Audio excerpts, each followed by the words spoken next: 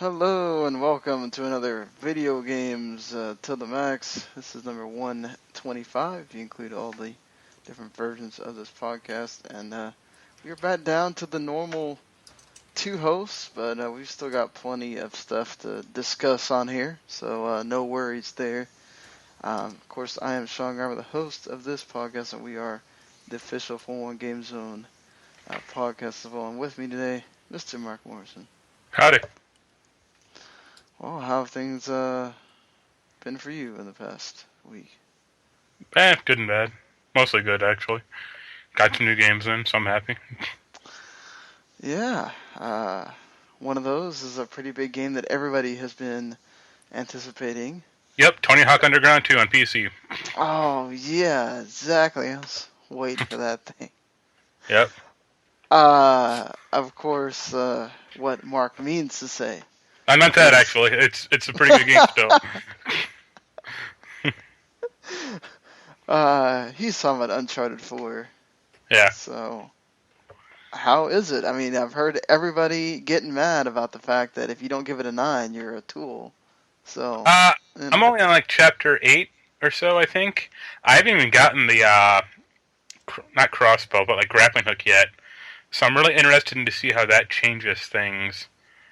It's good. Some of the gameplay, some of the stealth stuff doesn't quite work well.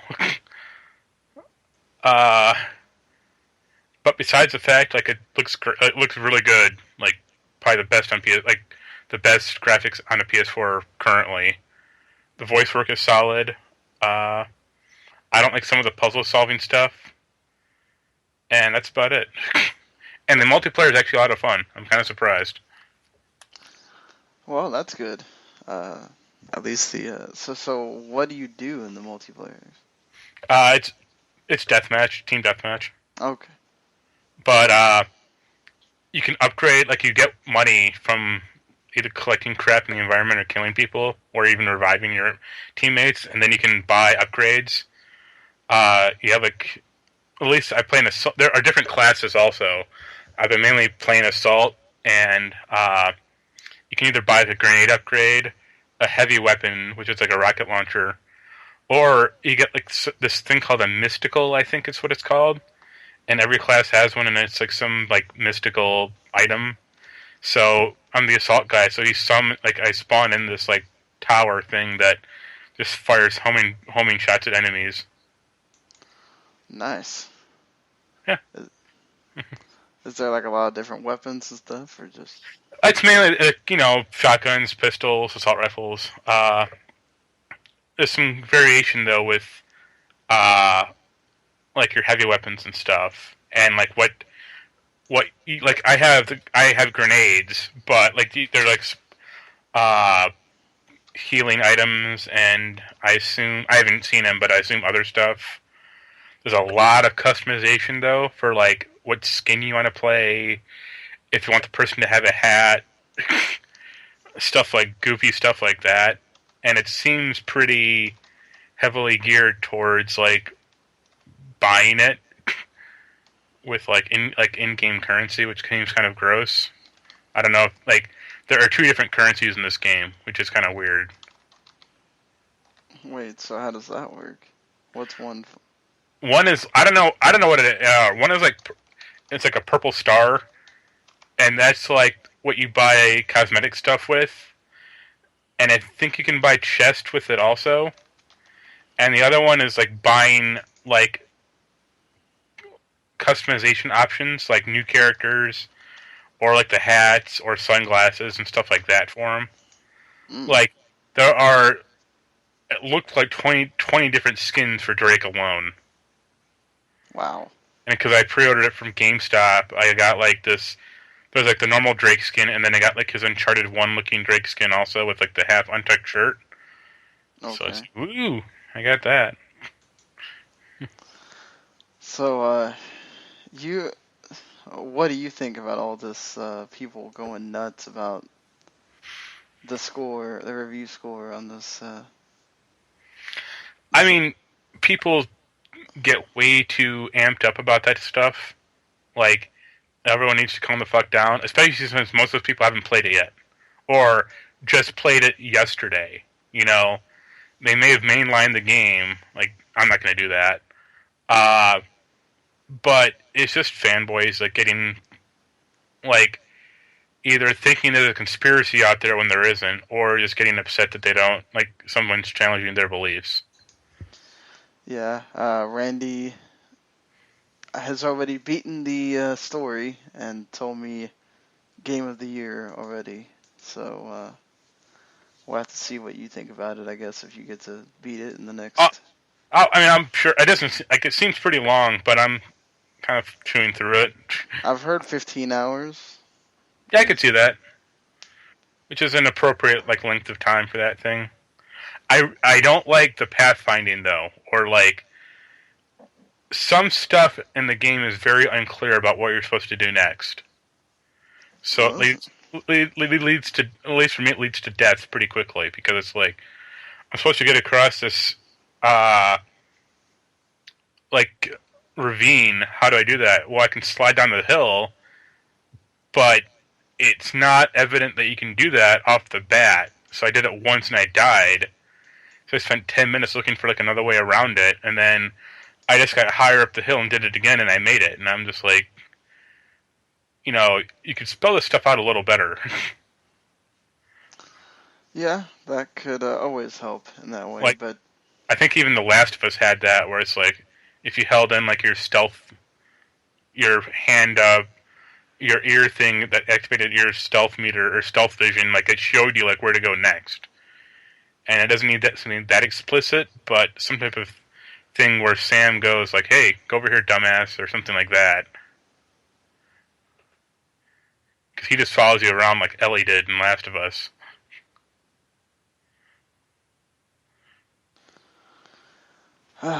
okay. Let's see. Oh, trying to do like two things at once here. But so you think overall, um, it is it the best? Is it the best Uncharted? I can't say that. I've only played one. I've only played the first Uncharted. Ah, I played like a minute. I played like 5 minutes of Uncharted 2, and that was when I had my PS3. Like when I was playing it on that, and it sounded like a jet engine. And I fired that up, and I was like, "No, I'm not gonna do this to this poor PS3." jeez. Like I have the Drake collection on my PS4, but I only made it through like halfway through Uncharted 1. Uh, I'll probably get to this game first, and then probably hook back into Uncharted 1 and go through the rest. Like it's probably a bad way to play those games, but I'm kind of curious. My problem is I want to try to collect every treasure along the way, so I just end up following a stupid guide, which is not a great way to play those games. Why not? And because Oh, you're just, because you have to stop every time to. yeah, and it's just a bad. I think it's just generally like it breaks up the pace of the game too much.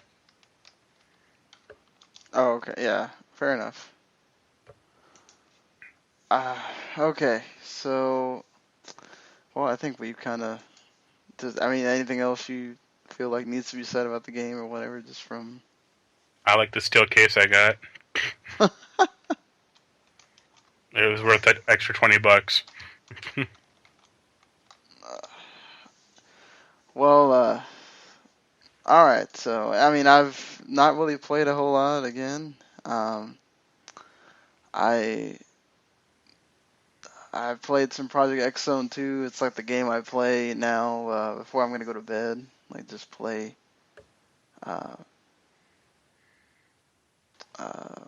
I just play like one mission because those usually take an hour each time, and because it's after a while you get so many dang characters. You literally have like I think like 20 or 30 characters that you're moving around. That yeah, each mission takes about an hour plus all the talking and whatever. Um, but other than that, I think that's pretty much the only game I've actually played uh, during this week. But hey, y'all got to hear Uncharted 4, so that's, that's all that matters. I wasn't kidding when I said about Tony Hawk Underground 2, by the way. I spent Wait, so 25. how? What? Why? Wait, why? There's a mod for it called Thug Pro, which is trying to add in every other level from past Tony Hawk games and future ones for that matter, to play like all in one thing. Uh, this game is not available on Steam or Good Old Games or anything, so I actually bought a physical copy of the damn thing for $25, which is kind of more than I wanted to spend, but there are eBay copies of the game running for like 160, so I guess I'm happy. And yeah, it's fun. It's still Thug or it's still Tony Hawk, like when they were still a good game series. So it's more than you'd want. Oh, that's fair.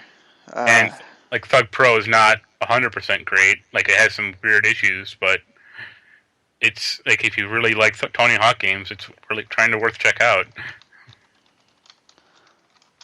So, so what are the issues in this? Not every level is in it so far. Like it's missing some levels from Tony Hawk 2 and I think 4. And there aren't environmental triggers for Tony Hawk 3 and probably 4.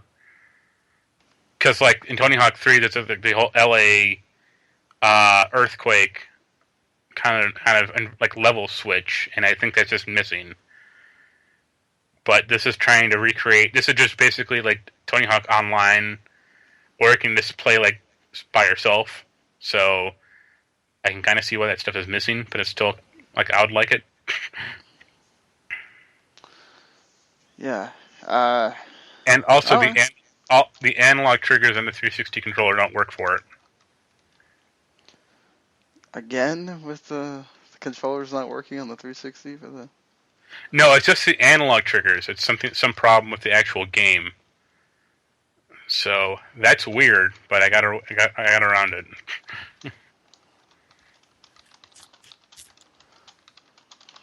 Sorry, I'm trying to diffuse a situation going on in some other problem while we're doing this that I shouldn't have to be doing, but some people don't understand when I say I am busy and they want to decide to go have issues. But either way, I gotta love Facebook groups sometimes that you manage and people want to get too personal with things. Anyway, so moving on to the news, and again, I feel like every week we're gonna have some kind of Nintendo NX thing until they reveal something that's concrete. Even though I swear this has been a thing that's been out there, it just for some reason didn't gain any kind of steam until this week. Speaking of Steam, Final Fantasy X and X-2 just randomly decided to appear. I may buy that. Why? Just to cheat and to screw around in it. Fair enough, I guess. uh, but yeah, that just ran it. So now I guess what they've got 1 and 2 and 12 left. If 12 ever shows up, I'm buying it. But Well, that'll probably come to PS4 and maybe yeah, maybe Xbox One, but I doubt it. But PS4 for sure. And then it'll come to PS4 and then it'll show up on PC at some point. Yeah. Well, because you would think if they were going to do that, Final Fantasy X and X-2 would have shown up on Xbox One. That's what I'm talking about. Like they haven't, and it's kind of weird. But well, because those were only PS2 games. So, I mean, it's not hard to change button prompts from R2, like from X to A or something, you know. Oh, I know what you're talking about. I'm just saying that I think the reason why they have not shown is like they were never on the 360. There's barely any Final Fantasy games on like Microsoft consoles. Right, that's what I'm saying. Like, I think that they have some kind of deal with those where those were only Sony, and then they made it okay to put it on PC because it's not, it's not conflicting. But I think that that's the reason. Like, I'm sure if they had the ability, the problem is also it would cost them a lot of money to do that. is to basically have to redo the game. And wouldn't they have to redo a lot of it to put it on? I don't see It, how. Like, the only thing I would see is the tutorial stuff, where it's just like I said, instead of press X to attack, it's press A to attack. That's about it. I mean, because it's all the same. It's essentially the same controller. yeah. Oh, that's true. It is. It's And essentially the same. Yeah. and it's the same general hardware. Like it's not like the Xbox One isn't running like some like very specialized, chip inside. It's x86 for both, so why not? Like you're probably right that some Final Fantasies are like console exclusive, but I can't imagine all of them are. And it's weird that none of them, like except for, the only ones that have been out on Xbox One would be, or Xbox would be Final Fantasy 13, that stupid trilogy, 11, and Type O, and that's about it. I don't even think Final Fantasy 14 is on Xbox One. Oh no, Final Fantasy 14 is not. No, it's Okay. only 11. I think that actually. Yeah, and What? No, wait. Didn't they say it was going to be something eventually, or maybe I'm just thinking it was? Maybe not. I thought that they said maybe, but nope, not yet. well, probably they wanted to really be making some money. I think before they do all that. So, but I mean, they're What's doing better right now than I thought they would. hmm. So what is the NX news you wanted to share? Yes, the NX is now going to cartridges, or well, that's what they say anyway. And I mean, it would be interesting to kind of go back in time again to this. Even though they're not really cartridges, they're like just uh, memory cards and all that hold a lot more power. I mean, obviously, you wouldn't have the loading problems that you have with the discs. I mean, unless they want to make it to where you don't have to have the cartridge to play it on the home console, which I can see them doing that, where the cartridge is only for you to take it if you want to have it on the portable, but you can install it and not have to have the cartridge plugged in if you want to use it on the home console. So maybe you still would have to install the game, but it would prevent them from having to do that if they didn't want to, if you didn't want to have to do that. But I mean, what do you think? I mean, obviously there's a graphical problem that's going to be there. You know? Well, not necessarily. I mean, S I would think it'd be like an SD card, and those are big nowadays. Like they're bigger than a Blu-ray disc, and they're cheaper to make. Uh, I I would want the NX to still have internal memory if this is like going to like happen. Uh, Cartridges might be cool, like SD cards might be cool, but it's just kind of weird. But I think it needs to have some type of physical media.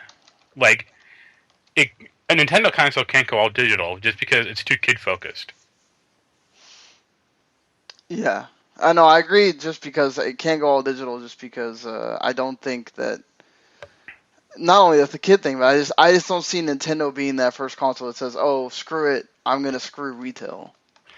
You Yeah, know. like they them specifically are not in a market to do like they are not in a position to do that. Uh, yeah, and I think just that too. They need all kind of retail and word of mouth and everything they can get. I just think that Nintendo's not going to be that one that says, okay, let's start this digital only thing when they don't have the greatest track record with the internet. This will be the first time that they would essentially have their Nintendo network. You know, I just I don't see them doing that per se. I don't see that happening unless we do get a PS5 and a Xbox 2 and whatever else Nintendo comes out with after. and everybody makes that decision that it's going to be a digital only thing. Nintendo doing that first off would be kind of weird. Speaking of that, when I walked into my GameStop to like pick up my pre-order, GameStops have gotten weird the past few years. It is literally like games are like like an afterthought at this point. Oh, you mean all the adding the other stuff in there? Yeah, like watches, backpacks, like collectible figures. Like the woman who rang me up didn't even know where my Uncharted copy was, and it was literally right behind her, which made me chuckle. But you walk into the store and like the games are shoved in the back, and everything up front is like, it's obviously a ThinkGeek repository because they own ThinkGeek. Yeah, exactly. But they're trying to basically put other merchandise there so that Well, yeah, because when they does switch to digital, that's all they're gonna have. yeah, they'll still have the cards and everything um, Or, to or, let or you buy it there. they'll finally try to kick in their retro game store thing, and it'll fail spectacularly for them. Yeah. Well, I mean, from what I heard, people still do like to come in there and buy games like that don't want to have their cards connected to the systems. You know. Yeah, but I what happens when everyone switches over? That's the thing. I still think there's going to be a lot of people that don't want to have their cards attached to those consoles, and they still have to have a way. Like all these digital, I mean, like all these, streaming services for the most part, they have an equivalent that allows you to buy the card. Now, I think Netflix and Hulu make it really hard. Like the only way you can do that is you have to buy them a year. So, if you don't want to buy somebody a year subscription, which is a lot of money, Yeah, then I mean, you have to do it that way. And then WWE Network, of course, has the 3-month thing. But I don't see that like going away immediately. I see it there being an option because there's always that person that says, that's the same thing why I think that, Nintendo is that cartridge is going to be there one way or another, because there's still so many people that do not have a good internet connection, to be able to just download a 25, 30 gigabyte game and, it not take them 5 hours or a day or whatever. And I wonder if this means that like Nintendo's gonna have a hard drive, like a significant hard drive, because they never had that either. I would want it to. Honestly, I'd want it to be like the PS4, where let's say it has this home base. Like let's say it's a handheld that plugs into a home base module. I would want the home base to be like have like at least a terabyte hard drive in it. But the handheld itself needs to have like I would say minimum 64 gigabytes of like storage space, like flash storage, but some M2 hard drive in there or something. Yeah, They, I they, mean, they can't get they can't get away with 32 gigabytes of storage space anymore. Like that was laughable when it came out.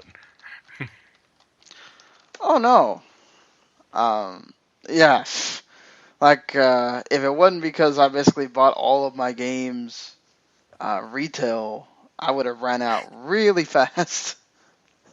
I think the only game that I actually have installed is Mario Kart because they make you install it.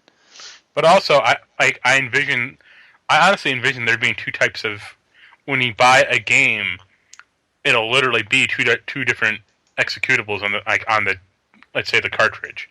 One will be like a very small, like relatively small handheld version, and one will be like the full sized console version. Ah, okay. So you think like they'll let you install it on the portable thing too? Yeah, but let's say a Mario game, the console version would be like 40 gigabytes. Like the home version would be like 5, maybe 6 or 7, because you're dealing with like a lot less graphical fidelity on well, you'd hope on the portable unit than on the TV. Right.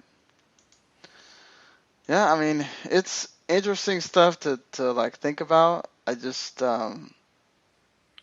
I kind of just want them to like come out and tell us something. 'Cause all this speculating constantly is just, uh, it makes me think that they're really gonna be doing this. It's gonna be so weird if they just come out with this thing and it's like not the multiple screen thing that everybody's been talking about forever, and it's just like just crazy that it's just something else, like just something like totally off the wall. They'll finally bring back the 64 disk drive. I've seen Yeah, one of well, those. I've seen one of those in public, and it's a ugly ass system. it's just like isn't it isn't it one system like on top of another basically? Well, it's like a disk drive for the N64, Hmm. so it's you can slide cartridges in it. The store I saw it at, they wanted $1,000 for it. Can it? It can play the games, right? But Yeah. Well, there's only like they wanted $1,000 for it, but they had every 64 disk drive game there was. how many games did Like they? like 12, maybe 20. I think it was 12 though or something. And three of them were like sim type games, like Sim Create or Sim Paint or something like that. I'm gonna guess these are all Japanese. Yeah, it never came to America. Like it's an import console. Ah, okay, yeah. So you wouldn't even understand what you're playing. You're just Yeah. fair enough. I mean, that's. I guess it would be a cool collector's thing if you're into that. I am, but But not for a grand. yeah, no, no yeah, not for a grand. Ah, that would certainly be like, hey, I've got that 64 disc drive thing. You want to look at it? All right, play this sim game. Speaking of sim games, that I know you're excited about the Civilization 6 being Yeah, announced. that trailer looks pretty good. So what are you excited about? Anything like being new in it or changes that they're making or? It sounds like it's going to be like a tad faster. And it sounds like they're trying to kind of fix some of the middle-aged doldrums that the series has always kind of had, like where say the first 100 turns are amazing because you're like exploring the continent and like, unlocking like, a bunch of new stuff, but then at a certain point you kind of reach an impasse until you can start like crossing the ocean to like explore like other continents and stuff. Where it's just like, I guess I'll invent bronze workings for the hell of it because I have nothing else to do. So I mean, those are not my cup of tea at all. But I know those Civ games are pretty big with a lot of people. So I'm I'm like half into them and half not. Like I like certain ones, like Civ 5 is great. Uh, Endless Legend was a surprisingly great game. And there are some others that are pretty good, but like that Stellaris game looks like confounding as hell to me. And no way would I want to try that one. which still, means that which go ahead. means Adam will give it to me to review tomorrow. Still interested in the Anno 2225, whatever. No, Yeah. I want to play it, but I know within 10 minutes I'll be bored as hell. Because I've tried to get into Anno 2070 like 4 or 5 times, and each time I bounce out that game after like an hour or two of playing it. All right. Well, hey, at least you gave it a shot. You're not just talking shit and not played it or anything. No, I have it. I've tried. Believe me, I've tried. Well, speaking of trying, Nintendo will try to lure back their third parties with the NX. I don't know how that's going. This is interesting too. Like, doesn't that affect third parties trying to port Xbox One and PS4 games if you have a cartridge?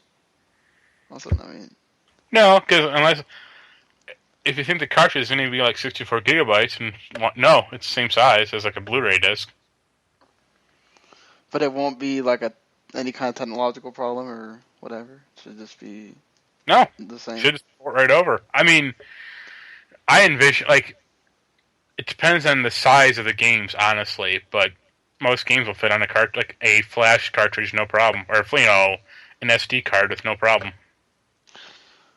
Well, yeah. So EA says that they will make games for the NX if it makes sense for them. Which means they'll support it for a year and then say fuck it. Yeah, like they did with the Wii and the Wii U. Like some of the, Yeah, I mean, yeah, it was just amazing. Like for the Wii U, like how much they touted about all these third parties and whatever, and then how quickly that just died a death. Hopefully for Nintendo that doesn't happen again. But you know. well, the problem with the Wii U when they did all that stuff initially was they announced bad ports of games or like the wrong versions. It's like I'm gonna get Arkham City on the Wii U. It's like Arkham Origins is already out, so why would I give a shit about this version? And the same thing with Mass Effect 3. It's like it says it in the title. It's the third Mass Effect game. Where are the other two on the Wii or the Wii U? Yeah, that doesn't make sense. Who's just gonna play Mass Effect 3? And it's like no wonder like those games didn't sell for shit. But did they expect them to? Like they couldn't have been that dumb. Eh. I mean, I guess maybe they thought, okay, if 3 sells, we'll just put the other 2 on there. I don't. Yeah, but I mean that's look at that from a business standpoint. It's like, well, no one saw Aliens 3, so let's not make Aliens 1 or 2. It's like, okay. Yeah, that doesn't make any sense. But hey, that's how EA wanted to work the system, I guess. Nintendo does have a few other things since we're on the subject. The two mobile games that we talked about, I think last week, of the Fire Emblem and Animal Crossing, they've officially been announced by Nintendo now. They will come to iOS and Android and be free to play. So if you wanted to play some Animal Crossing Happy Home Designer, which I imagine that's pretty much what it's going to be, uh, have fun with that, and then you get an easier Fire Emblem. So, will you be playing either of these on your phone? I doubt it. Just because I'm not that into either series. Well, now that I don't have Fire Emblem on my 3DS, I might pick up the phone game. But I'll pick. yeah, I'll, go ahead. I'll I'll pick it up and download like the hacker program to like unlock all the premium like freemium content and play it that way. So instead of spending $100 on like in Marth, I can just buy it. Buy them for free. Fair enough. I mean, you could get all the furniture in Animal Crossing and make your house awesome. I can pay off Tom Nook in a day. Right? Uh, the Pokemon Sun and Moon starters were revealed. I know, Mark's gonna groan or whatever, but Yo, is Pikachu one of them? no. And why bother? There is a owl with a leaf bow tie named Rowlett, a fire kitten, I'm not joking, a fire cat that shoots fiery hairballs named Litten, and a sea lion, sea clown looking thing named Pupilo. Um, yeah, and the region is pretty much like Hawaii, basically. So, yeah. Uh, they did it in all 3D, like X and Y, so that's gonna be kind of cool. I like the starter Pokemon. They aren't the best looking things. I mean, they're kind of definitely weird. Um, so there's that, I guess. And the games come out November 18th, so you'll be waiting a while, but I'm sure everybody will get all crazy about them and everything. I'm not gonna get too excited till later, but we'll see if they change anything at all from any of the Pokemons. Probably not. It's Pokemon; they don't change much. And Phoenix Wright, Ace Attorney 6, is coming out. Now this is weird because basically it's like Phoenix is looks like he's in. I don't know if it's like it's supposed to be India or something. Looks like, and he has to deal with like magic being involved in this like seance trials that you have to deal with because the priestess can basically like see the last moments before your death and whatever, and you have to try to still prove how that's not true and whatever. So I thought they were done with that series. I guess not. I Like, did too after they released the collection thing, but well, I thought they made like a spinoff or something that was like Ace Attorney had like retired or something, and this guy was going to take over. they did do that. And then they also had the Professor Layton Like, and Ace I've Attorney. never played any of those games, so I don't know. I think I played the first Ace Attorney once on my iPod, but that was it. But They're fun. Um, if you like it's kind of detective games, right? Because basically that's what it is. You're trying to figure out where they're lying, and then that's where you yell out the objection or whatever. It's um, I have fun with them. They're not something that I'll sit there and play for hours.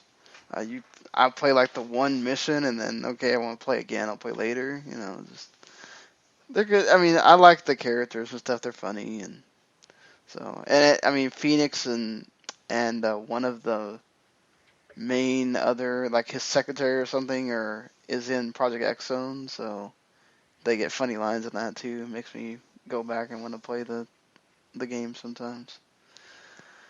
But I mean, so we've heard all this stuff about Fable and Lionhead, and how Sony at one point was trying to get some of the crew that was working on it, and all the the that they were trying to bring it. They were thinking about whether they were going to bring it back or not, or just or if somebody was there, or even a possibility of somebody apparently trying to buy Lionhead and Fable from Microsoft, but Microsoft said no. They would not want to lose the Fable IP. And there was a lot of big companies interested, willing to give out many, many millions of pounds, and 90% of the companies said, screw it. You don't give us Fable, we're not doing it. Do you think Microsoft's actually going to make another Fable game? I mean, like, why would they not just go ahead and sell it all? I mean, uh, they may. I mean, they bought Gears. I mean, they like having franchises around to do stuff with. I don't think they will necessarily because I think Fable is kind of tarnished at this point. I mean, obviously, um, it is kind of a dick move of them to do that. I like overall. I think anyway, because it's like you're just kind of screwing over these people who work there, who might have liked to, I don't think they wanted to make Fable the journey. Like even the last two Fable games, that the one that got canned and that stupid Connect one. Like I think they wanted to make Fable 4, and that's some bullshit with the Connect or whatever the hell that like MOBA thing was. So I mean maybe, but it's a bad situation I think on Microsoft's part. wow. Yeah, I mean, I just, it's one of, like you said, it makes total sense from Microsoft's point that they want to own their franchises, and I mean, they don't want Sony or whoever making money off of something that they sort of helped launch and all that. I mean, and I can also see the other companies not wanting to make licensing deals because they have to give Microsoft a big piece of the pie there. So Yeah, like who's gonna make a Fable game? Like if anyone is, it's gonna be Microsoft. They're just gonna make a Lionhead 2 or just make like another company to make Fable, like they did with Gears and Halo for that matter. So Right. I don't see Fable like being that. I don't want to say well known, but that's successful though. Like Fable 2 did all right, but people have kind of moved on from that type of game. Yeah, I agree with you. I think, it's one of those where it's just Microsoft was really the only one that was really making it a big deal because, I mean, other people that were playing in the beta, nobody really cared about that Fable Legends game. Yeah, So it's just one of those where, okay, y'all are making a big deal about this, telling us that it's kind of still there, but no one really cares. So, you know, I I mean, guess, the real problem is Microsoft has done this before, so yeah. I mean, they did this with the Phantom Dust thing, and they're supposedly making it, but we have heard nothing. I was gonna say more about like I think that they may. I'm not quite sure, but they may own Wing Commander. Oh wow, really? Jeez, I've not heard of Wind Commander game like what since like the SNES. No, EA owns Wing Commander, but Microsoft owned Digital Anvil, and they did like Freelancer and Starlancer, Okay. and they kind of fucked them over. Microsoft does own, uh, let's see, or they did own at one point the Mech Commander and Mech Assault, Mech Yeah, Warrior I remember stuff, that. but they made that like free to play Mech Warrior game that no one gave a shit about. I mean, let's be honest, no one did. Yeah. Uh, just like that Hawken game, I saw like Oh it's God. somehow coming to Xbox One, and everyone's like, "Why? Like that's still around?" What? Some people are playing that game? Like Like, that's the problem. Like I don't know why all these companies try to make online games. Like they think it'll spark, and like maybe it will, but for every one game that does well, 100 or 1,000 of them fail. right. And you'd be better off making a single player game that is memorable. I mean, it might take more energy and money, but it's at least more going to be more memorable and stay with people longer. Right?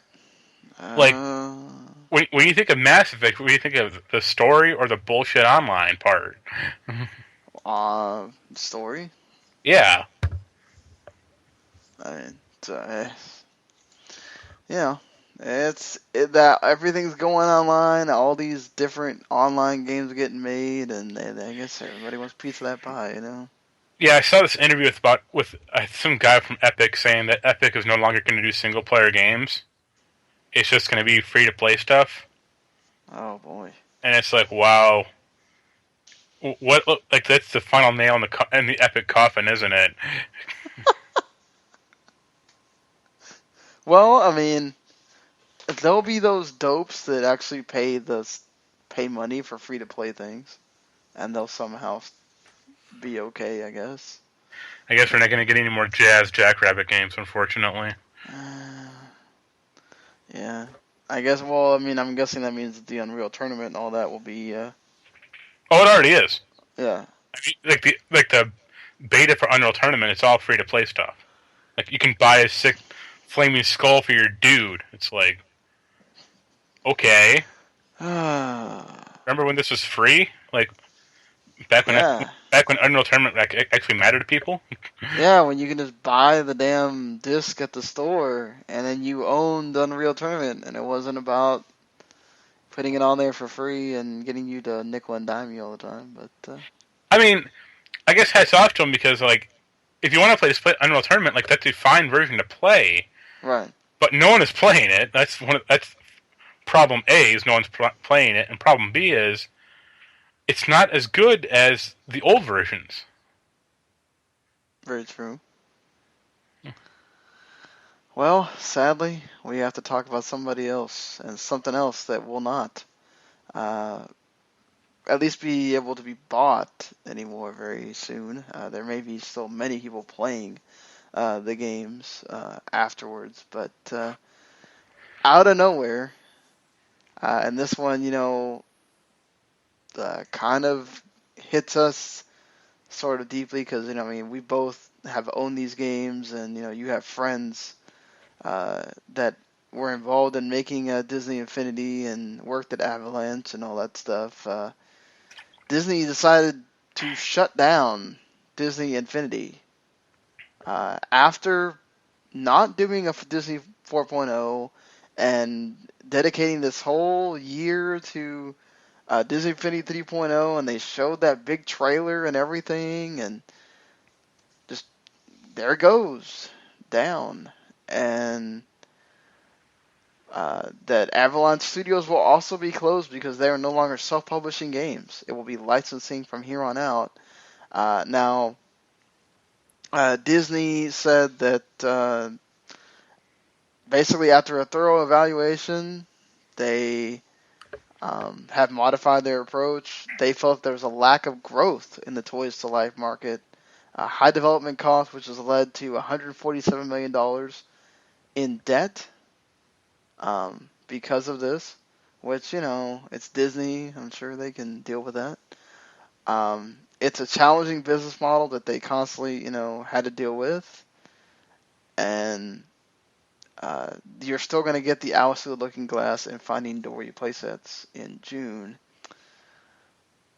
I mean, what do you think? I mean, I sold all my stuff a couple of days ago just because I felt like I wasn't going to be able to, I wasn't playing them anymore, and I tried to get my daughter to start playing them, and she didn't show much interest.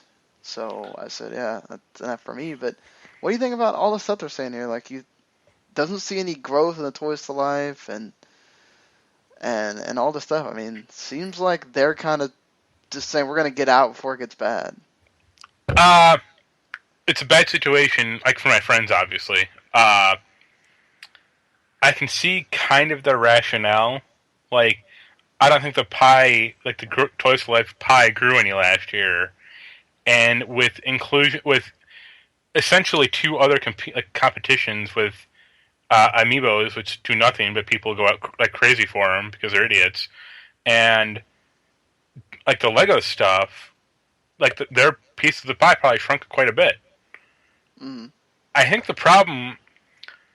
I have two problems with Infinity, or I like this conceptually that. Well, and then we got to remember that Skylanders didn't do well either. Yeah. This year, so My problems with Infinity were kind of twofold. One was they did very poor world choices, like location stuff, and the second one was most of those figures did nothing. yeah, it was especially like in the second one where they put in the skill trees. It got a little bit better. It made you feel like No, I mean like, okay, I buy a Mickey figurine. What toy set can I use this in? Oh yeah, you couldn't. Yeah, like right. you can use it in Toy Box, and like in 3.0 they finally introduced like like play sets you can use any figurine on, but it's kind of too little, too late, and they didn't like. They should have just included that from kind of day one. Mm-hmm. And some of their world stuff was just bad. Like when you buy the Star Wars set, it's like some bullshit where it's between 3 and 4. Because apparently every goddamn Star Wars thing happened between episodes 3 and 4, which is bewildering to me. It's like Right. there are other eras of Star Wars. You can not everything has to happen, right in this like specific 18-year window.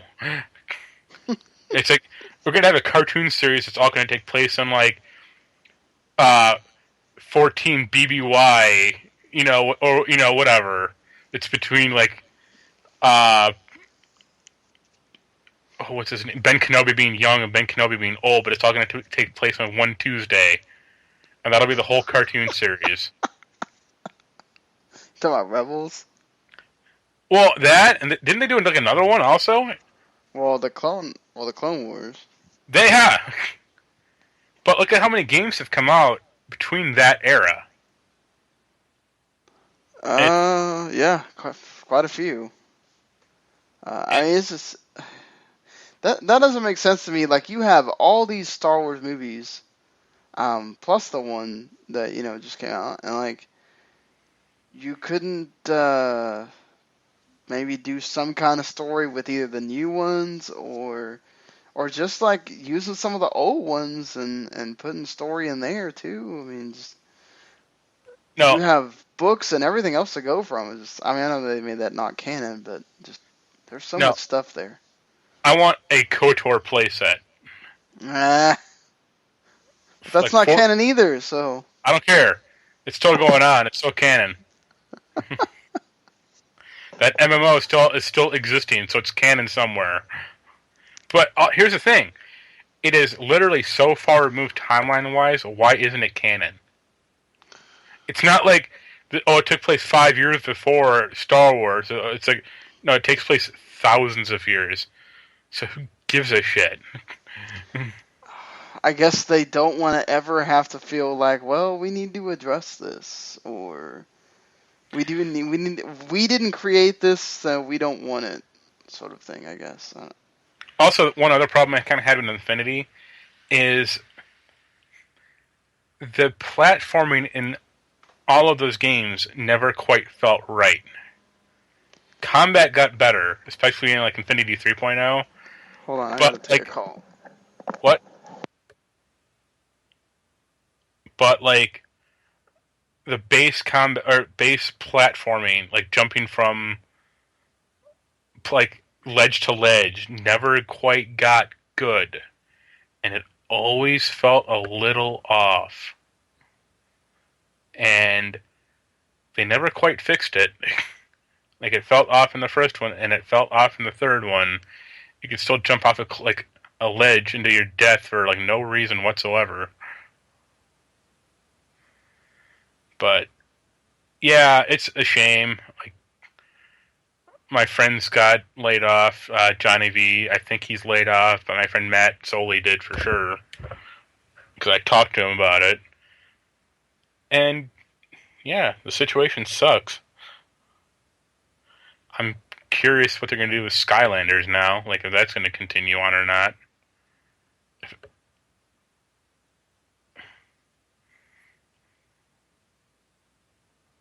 Yep, he just left me here all alone.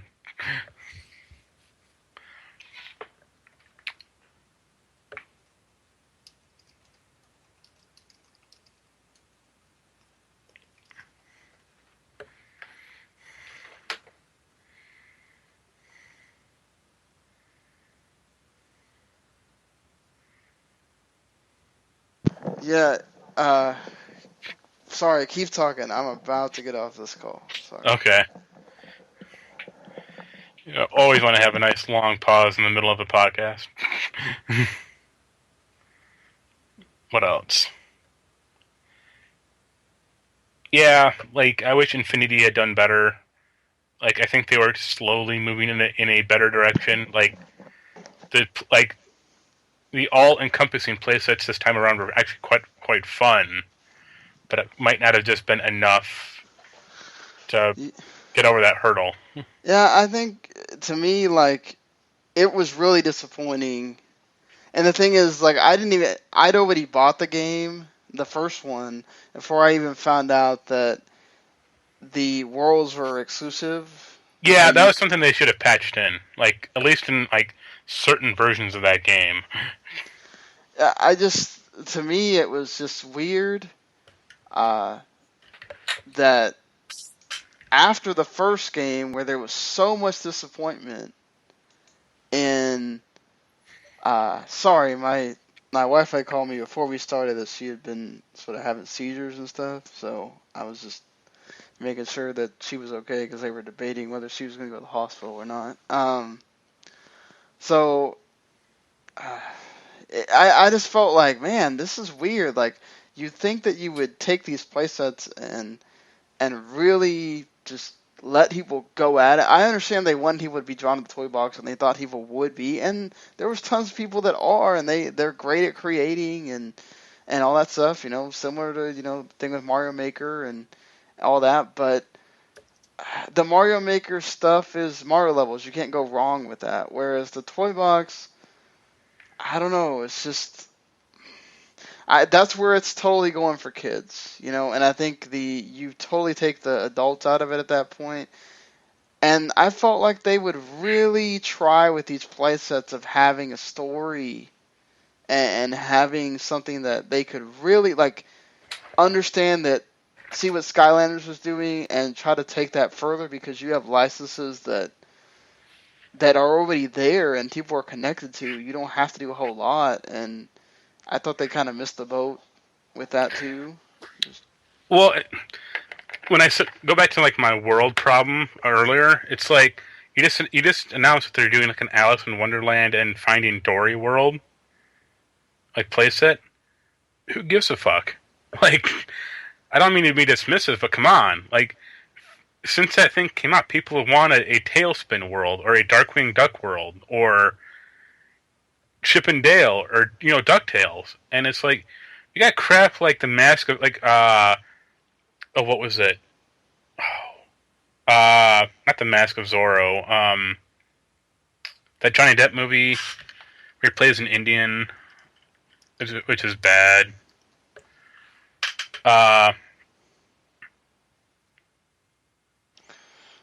Oh. The Lone Ranger, that's it. Yes, that one. It's like, first of all, that movie bombed. And second of all, like, who was really itching for that playset? I think it's because they were trying to go off the movie had just come out or whatever, Yeah, but point.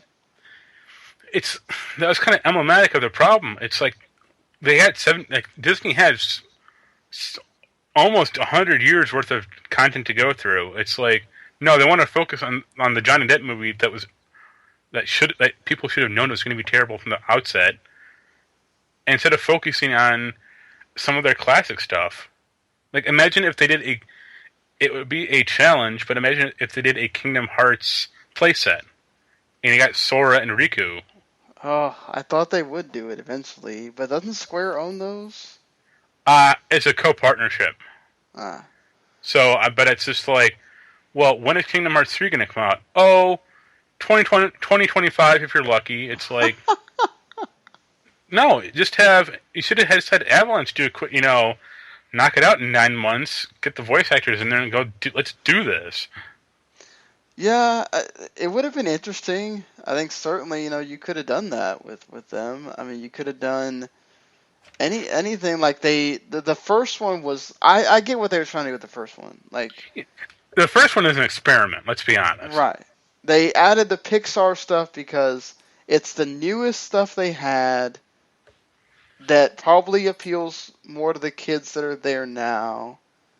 They added in Frozen and all that stuff, which the Frozen stuff was another thing that was like, why wouldn't you have a Frozen playset? Didn't they? Or no, did they? It was Toy Box. Okay. It was just like, come on, you guys knew that was going to be big. It was already big at that point. Like, that didn't make any sense. And just, I'm glad the only figure I have is my Jack Skellington figure that I'm sitting here staring at, and he didn't do anything other than being in a toy box, and I kind of understood, like, Wreck-It Ralph is a video game already. Like, why is that not a playset? Like, it's just that. Isn't it? No, it's toy box. Cool. I know they did figures, right? No, they have figures. They did the Vanellope and Wreck-It Ralph. But no, it's a toy box thing. Okay, yeah, you're right. So like that Nightmare Before Christmas, like you just said, Gargoyles would have been great. Yeah. They just didn't exploit it the way I wanted them to. And even their Marvel stuff got a little weird. Yeah, I thought they did a good job with the Marvel stuff of at least giving you the ones people probably wanted at that point. They were taking advantage of the Guardians of the Galaxy movie coming out, and then the Spider-Man cartoon. The Marvel stuff is a problem, not because of what they did, but just because of the fracture between Marvel and X-Men. Right. It's just beyond fucked up. Still, like okay, Spider-Man is the most arguably like the most popular, Marvel character. Iron Man is now also he's a big guy, but it's like, yo, Wolverine is still popular, and the fact he's not in this game is kind of weird. Yeah, but I think it's that whole like Marvel just doesn't Well, really. It's licensing. That's the only thing. Is that with the toys and stuff too? Yeah, I think I when I read it, I think Fox owns literally like the X-Men not in comics or something like that. Like they own films, TVs, shows, cartoons, I think, uh, video games, and like just stuff like that. I Wow. played this Marvel Facebook game, and they have like X-Men in them, but they haven't added like an X-Men character, like a mutant, in I would say over a year, maybe two. Wow. And they keep adding new characters. Like they added a character. Let me load it up real quick. I'm on the page right now. They added a character named Blue Marvel. Now let me ask you: do you know who Blue Marvel is? Nope. Exactly. That is my point. I think they're just making up characters at that point. Now Just apparently he's a real character. He's like some type of. He looks basically like a version of Superman for Marvel.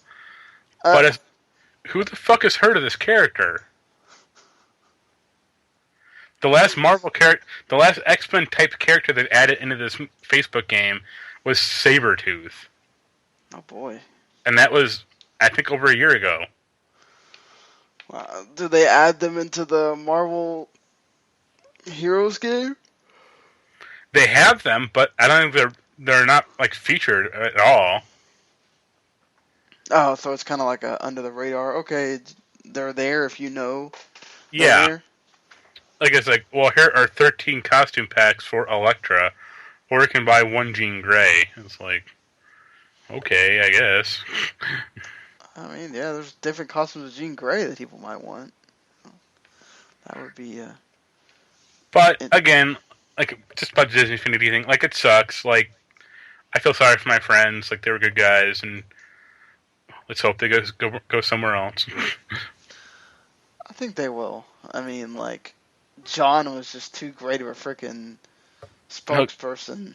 he'll go to Sony and just he'll do their whole E3 press conference. It'll be amazing. Oh man, that'll be better than Sean Layden doing it and Andrew House. Those two guys are boring as hell. Uh, anyway, we probably just annoyed a ton of people with talking about Disney Infinity for Fuck a them. while, but hey, it is what it is. Sorry, had to take a Like call. So I like that franchise, and it sucks. I do too. I mean, I own every Disney animated thing in some form. I have it on 4 shelves over there. Um, I I wanted it to be this huge thing, and it just didn't. I think of the four, it's still the best. Yeah, I never played the Lego ones, so I can't say. That's the thing. I don't know anyone who plays the Lego one. Yeah, I don't either. I've seen some, like on message boards and whatever, people saying that they enjoy them and Also, whatnot. the But problem with the Lego one, it's still a Lego game. Like yeah, it's still kind of frustrating, like those games have always been, and kind of half-assed in how they like handle vehicles and stuff. So it's like, I mean they do give you a lot for the package. I mean you get like vehicles and you get all that stuff. I mean I thought it was a good idea. I mean obviously it's doing well enough to keep being around and get more stuff. So I mean, Skylander is one of those things. I think Activision is just going to keep making it until it just makes nothing. Which they're probably going to really take advantage now of Disney not being around and try to take up that market again. Uh, I don't, I just don't see them capturing Skylanders like the way they want. Like I don't see people going back to Skylanders.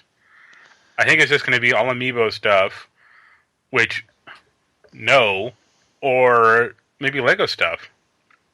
Because which who do people know more, Drobot or like the Doctor Right. or the Ghostbusters? It's like come on.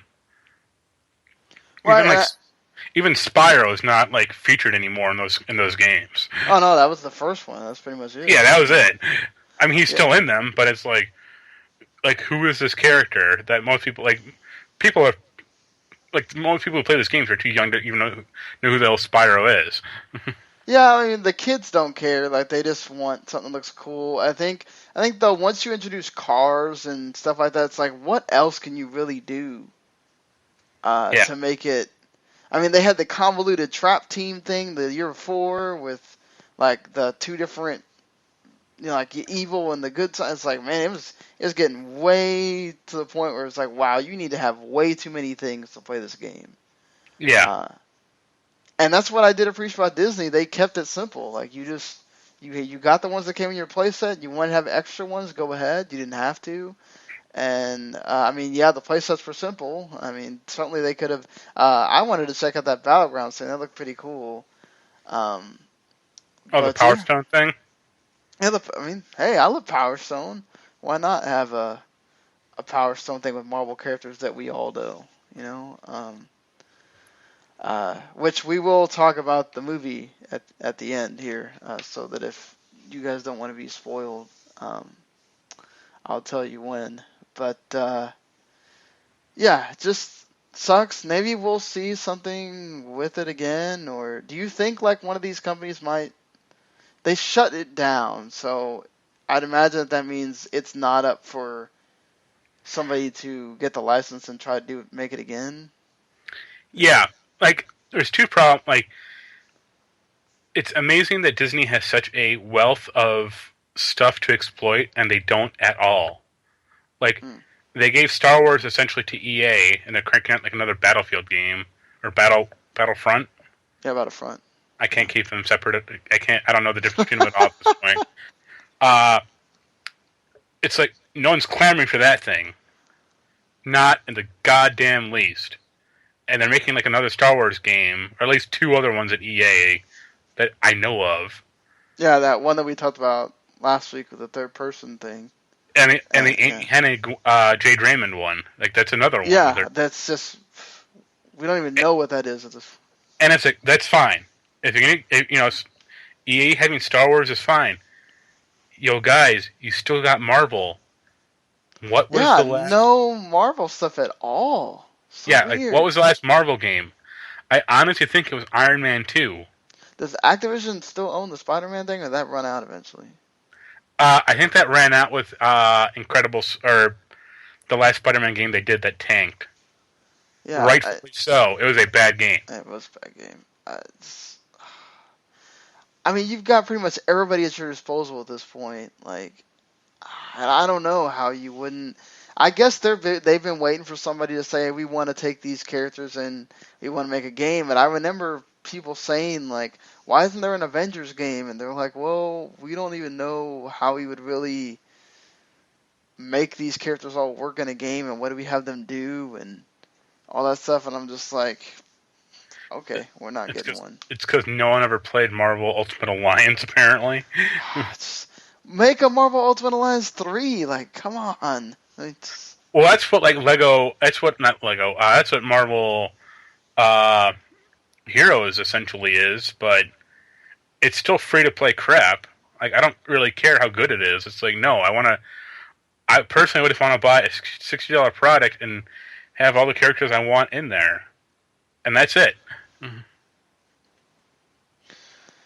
Yeah, just maybe something good will come out of this, and that maybe this will make other people realize, okay, maybe we can do something with these characters now that Disney is not doing stuff for them themselves. But I'm just surprised. I'm surprised that no one has jumped on trying to make video games for these. I mean, you did get Deadpool, I guess, but Fox owns That was that. I think. Activision. Yeah, Uh, actors. Yeah. That was bad. Also, I know I'm not joking. Like it's a bad game. Like Yeah, and then they remade them. no, they just ported them. I reported, yeah. It's amazing that they decided that they want to waste the time porting them over to. Well, I mean, they knew the movie was coming out, so they figured they can make a quick buck. They I wonder ported if over Prototype 1 and 2, for God's sakes. yeah, I don't remember anybody asking for that at all. But yeah, so speaking of, you did talk about Battlefield.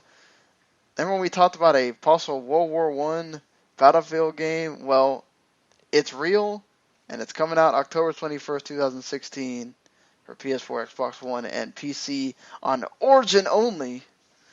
So that means Mark's not getting it for PC. Yeah, I can ignore it just fine. It's just, and so you can actually even play 3 days early if you get the early enlister deluxe edition for $80, which includes extra vehicles, weapons, and whatever. Okay, so the game is going to have the most dynamic battles in FPS history. You're going to be able to battle on land, air, and sea, tanks, planes, machine guns, artillery, and you'll have dogfights with biplanes. You'll be able to go to France, Italy, and the Arabian Desert. So, well, they figured out that stuff actually happened in places beside Europe. And yeah, you'll have matchmaking with 4 players. They also have a collector edition that costs $220. It would be funny if that didn't include the game. You get a collector's edition statue that's 14 inches tall, and a steel book, a cloth poster, playing cards, an exclusive patch, and a pigeon tube, a messenger pigeon tube with DLC content in it. Why doesn't it come with a messenger pigeon? Is my question. Yeah, I know exactly. That's what everybody wanted. You'd be able to just send those out to your friends whenever you want to send them. Forget texting. Just send them a messenger. Well, I hate the name of this game. why are we calling this Battlefield 1? Because apparently the dude who named it the Xbox One is now at EA. This doesn't make any sense. I mean, it's Battlefield 1 because it's World War 1, obviously. Right, yeah. It's like, fine. What do they do with... What if they do... We'll go back to World War 2. Is going to be Battlefield 2.2? Yeah, exactly. And it's just like, why not just call it Battlefield World War 1? Like, that makes a lot of sense to me. Or Battlefield WW1. It's like, who cares? Yeah, we all know what that is. Just Battlefield World War 1. Okay. Pretty simple for everybody to understand. Because now you're making people think that you went backwards. Even though you did go backwards in time. It's like, yeah, it's people still... Like, he just came out with Battlefield 4 2 years ago. Like, that game is still on shelves if you really hunt around for it. Here's my other problem. World War 1 sucks. Wow. The weapons suck. Tanks were extremely unreliable and prone to blowing up. It's like, World War 2 can kind of get by, but most of the weapons still aren't fun to use. Oh, no, but I think... The thing is, I think it's just going to be one of those where it's just a setting. And then they'll have some weapons. They'll have the UAV. Yeah. unmanned aerial vehicle. Yeah, they're going to have weapons that will look like those weapons, but they're going to fire and all that stuff like the Battlefield weapons that are out there in the newer games. You know? See, that depresses me. Like, if they actually just leaned into it and said, yo, here's a rifle, you get one shot, and it takes 5 minutes to reload, that would be awesome. Yeah, watch everybody go. Oh, I can't figure. No, I swear I remember. I swear I remember playing this like old PC game where that was actually the case, and you had to actually go through the steps of reloading the musket or whatever. It would try to explain it to you, and I had no idea what the hell's going on. So I can imagine all the bros being like, "What the fuck is this? What's a musket? What? I gotta put a freaking lead ball in there, and I gotta smush it." And it's like, "What the? Oh, fuck it!" It just throws their controller at the screen. Like, Yeah. just, I mean, I like the set. I mean, World War One is interesting from a historical perspective, so it's gonna be fun to see what they put in there.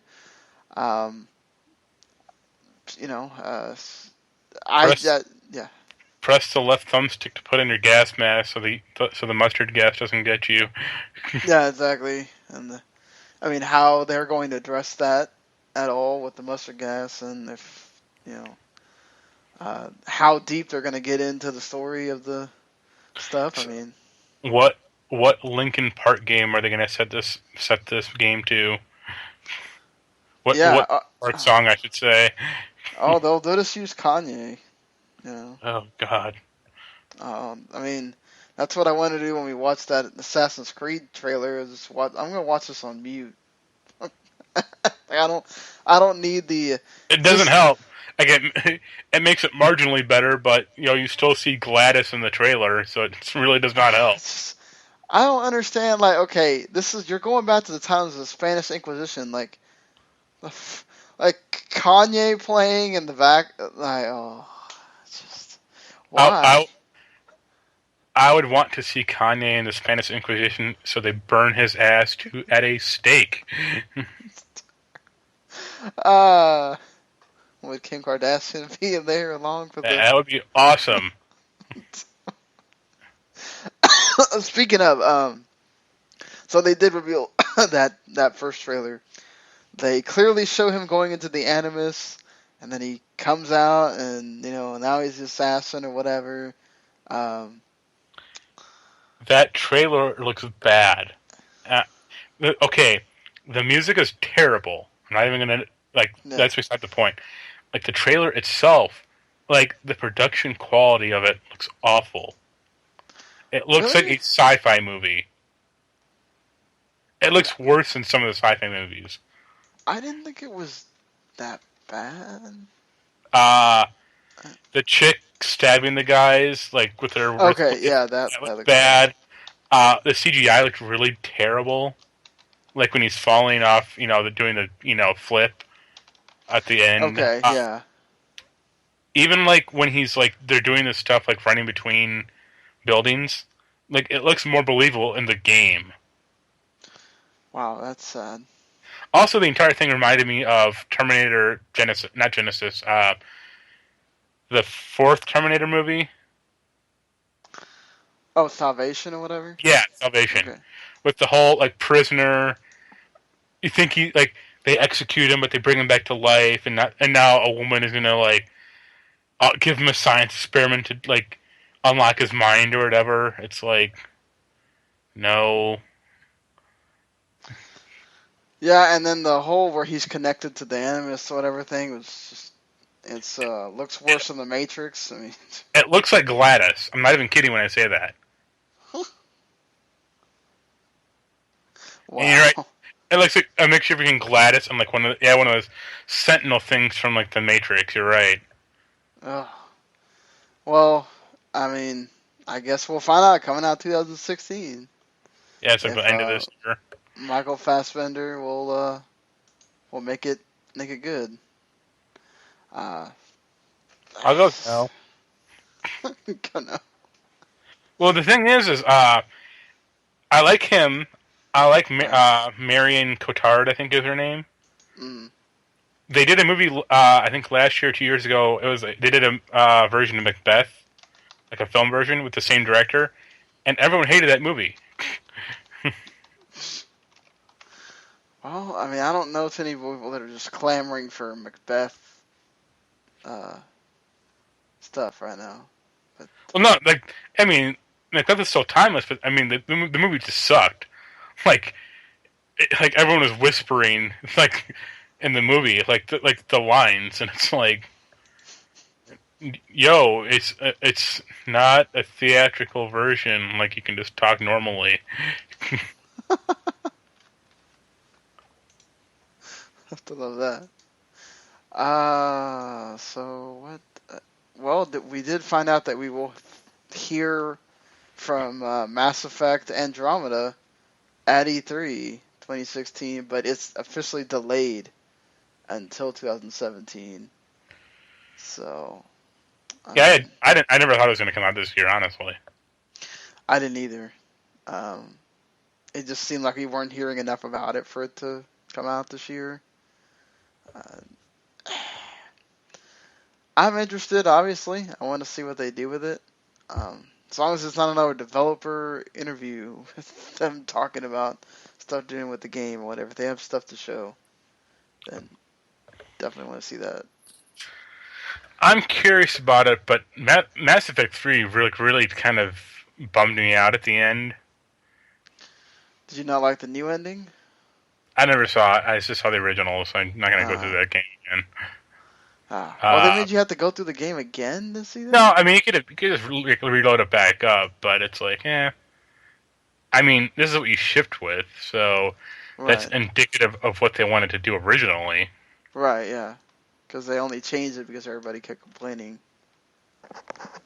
Which, that still amazes me that they went through the hassle of doing all that for the people. And they did it for Fallout 3. Oh, they did? Yeah. The Wow. original ending of Fallout 3 was basically you get into the tube to flip the switch, or you don't.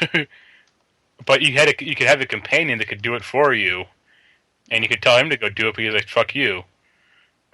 And then like revised ending, he could do it for you, and then he called you a coward for the rest of the game. Also, in the original ending of Fallout 3, you died at the end. Ah. But once they released that one DLC, that it's like, no, you're still alive. It's like, okay. Just contradict everything. That's, totally makes it worth having played your game or whatever. You just contradicted everything I went through. Alright, thanks. Well, it was weird at the end of Fallout 3 when it's like, at the end, it's like, okay, you can't go back into the game world anymore. That was it. So they create like a very hard save right beforehand. So it said, no, this is my still exploration save. So what do you think about Kojima saying that he's making an action game? It's not an open world game, but if you're used to playing The Division and Uncharted, you're going to be able to play it smoothly. So what is that? The Uncharted is an open world game. You dick. Like, what are you talking about? Like, granted, there's not a ton to do in it, but it's an open world game. Yeah. Like, Uncharted is not an open world game. It's pretty linear. So, like, at least this one, I assume they all kind of are. I don't know what he's talking about. Also, that game isn't going to come out until like 4 years from now. You think so? Oh yeah, look at how fast you cranked out a Metal Gear game. Oh, well, yeah. But you think it's really going to have all that stuff with him being an indie company, though? Yeah, it's Sony fronting him for sure. Possibly, I guess. That's true. I mean, Sony's fronting essentially that, and I would think Final Fantasy VII, that remake. Oh, yeah. And, 'Cause well, they put in money for the Shenmue 3, too. it's not like Street Fighter V set the world on fire. Yeah, exactly. With that stuff that people are still waiting on, so you get the actual game. Because that's everything everybody needs. I don't get all that. Yeah, they should not have made that. They should not have released that game like they did. At all. Yeah. They Yeah. they focused essentially on like the fighting game community instead of like real people. Well, I mean, but that's sort of what they wanted to do, right? They wanted to make it the game for the fighting game people, and Yeah, but the problem with that philosophy is there's what 10,000 people, like let's say of that community. That's it, and it's not like you're gonna draw new people. Like say what you will about Street Fighter 4, that game was made essentially for like new players. Street Fighter 5 is not. It's made for fans of Street Fighter 4, like diehard fans of that. So no wonder it failed. yeah, true. I mean, I guess possibly the that's the thing though. I think we talked about last week. Like just all the stuff that would possibly tie in a casual person, like having that big story mode or whatever. Hell, I was interested when they said they had this big story mode for it or whatever because I like those characters. I just don't necessarily, I'm not the hugest fan of like going through all these battles or whatever. But I would play it just to see what the story was going to be, and then you take that out and you're not going to add it till the summer or whatever. It's like, okay, well, my interest is done at that point. I'll just wait till it's $20, $30 and call it a day. The fact that it doesn't even have an arcade mode Yeah. speaks volumes. How do you not have an arcade mode in a freaking fighting game? That doesn't make any sense at all. And then how do you not add your money system in from the beginning? Yeah. You tie all your DLC into the money thing and it's not there? That doesn't make any sense at all. That's another one. Like, we'll never get a Marvel vs. Capcom 4 anymore. And I like that franchise. Like, I thought Marvel vs. Capcom 3, it didn't hit all the right notes, but it hit enough of them. I agree. That sucks. Like, I'm sure they don't want to. Capcom's not going to want to pay the license for that, which I'm sure will be a pretty hefty penny at this point. I would want, like, if I could, I'd want them to do like a fight, like an Avengers fighting game, or like a Marvel, let's say Marvel film series fighting game. Like that, I think that'd be kind of cool. Yeah, like the Injustice one. Yeah. Like, but see, that's the thing. You're not doing it internally, so like, who's gonna pay all the money it's gonna cost to license that, and then feel like they're really gonna get a return on their investment? That's the thing too. Yeah. Speaking of Capcom, they announced they're going to do Resident Evil 7. I'm here to say, don't. They really announced that? They announced they had plans that they're announcing. They're thinking of making like Resident Evil 7. It's like, unless Aerith turns into a zombie, please don't. I don't want to play it. No one does. Just remake Resident Evil 1 through 3 in Code Veronica and call it a day. Wow. Yikes. Yeah, I mean, you knew that there was going to be a Resident Evil 7 at some point. No! Because Resident Evil 6 bombed so hard. Remember when they were going through this thing for a while? Where they were going to make one game was going to be like the old Resident Evil, and then the other game was going to be like Resident Evil 4. Whatever, they were going to continue the lineage. Yeah. That's Resident Evil 6. I'm not kidding. Like, I think it's Leon plays like an old Resident Evil game. Chris plays like the old Resident Evil game. Leon plays like Resident Evil 4. Leon Kruger, which is a fucking awful WWE inspired name, is like a melee fighter in that franchise, or like in that game. It's like, who thought of this? And why is it going on for 30 hours? No idea. But either way, yeah, Resident Evil.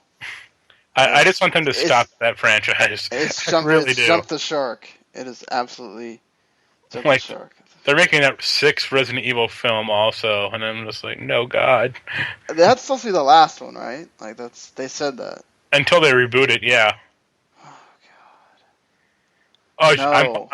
I'm actually kind of quasi hopeful for that because hopefully they get a director and writer who's played Resident Evil before and have characters from the game in it. Yeah. Well, they did have characters from the game in the second one. Yeah, but it shoehorned them in. So, and you didn't know who they were.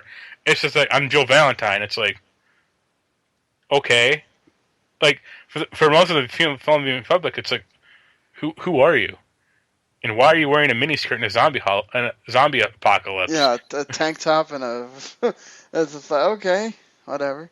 Um, I thought the first one was decent enough as far as, I got something to show you later. but yeah, and I like Nemesis being added in there, whatever. But it was really few and far between, and especially after two, it just went way off the wall. It was just What ridiculous. clone Alice's and like the whole Yeah, city turned into a desert that they fucked up in four. And it's like, come on it, now. it's hilarious to me that they introduced Chris Redfield, arguably like the third most important character in that franchise, maybe fourth, in the fourth film. Yeah, after like nobody was watching it at that point, and it was basically a self-indulgence between the director and Mila It's like, Jovovich because they're yeah. together. Uh, So, let me ask you this real quick: what's a worse pairing, like cinematic pairing, those two, or Tim Burton and Helena Bonham Carter? no, Tim Burton, Helena Bonham Carter is actually a decent actress. No, And she is, but I mean their overall work. oh well, I would say them because like I love Big Fish, and there's other movies that she's. I'm still one of those weird people that likes the what the hell, the one that's based off the soap opera. Dark Shadows, or Yes, and she's been in other ones that she's been good in. Just you know.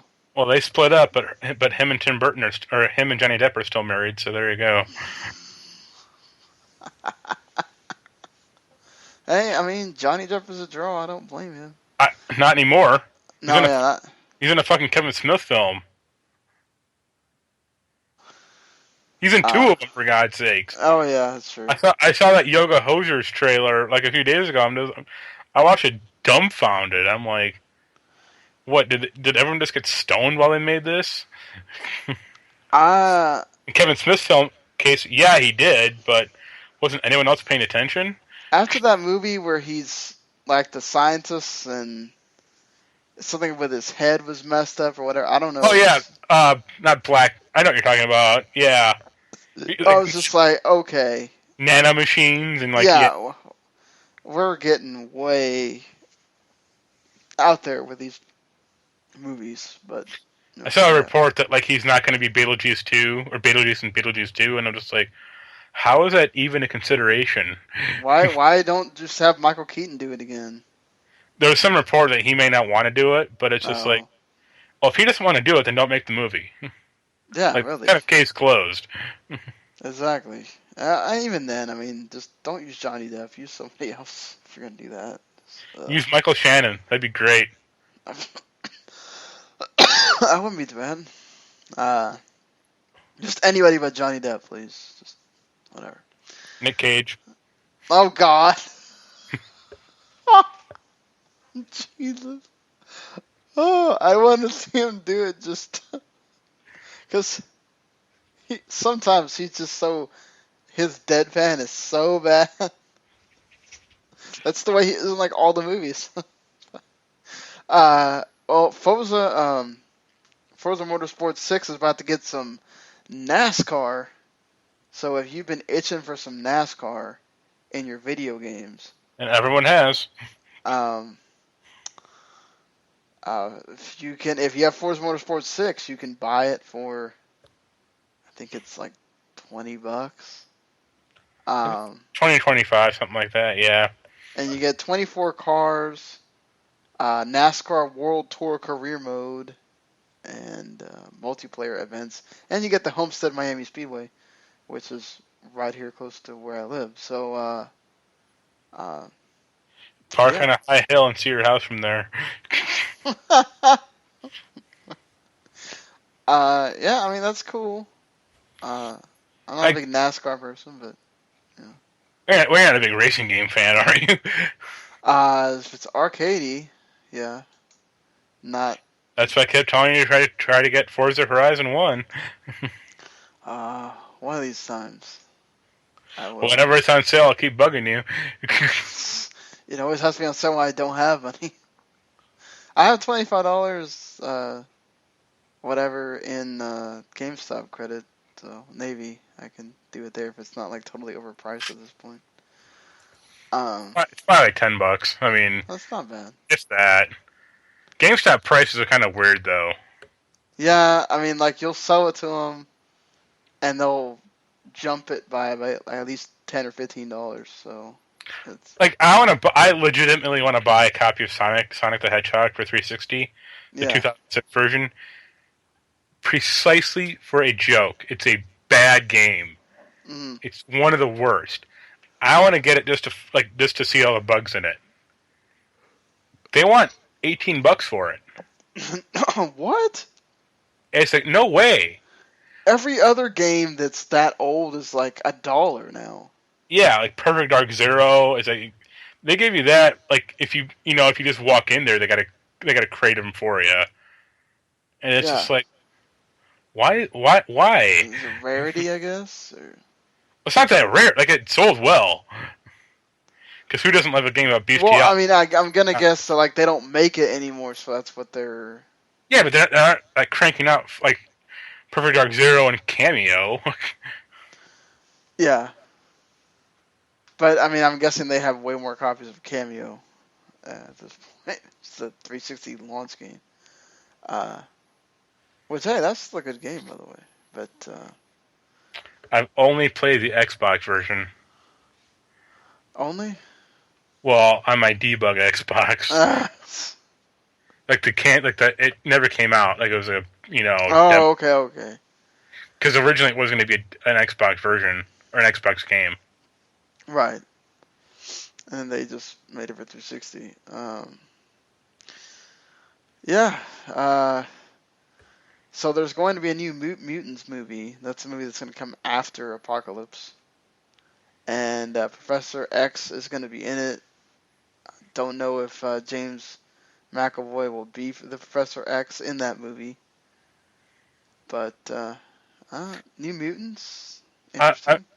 I'm sure if they back a dump truck full of money at his house, he'll sign up for it. Probably.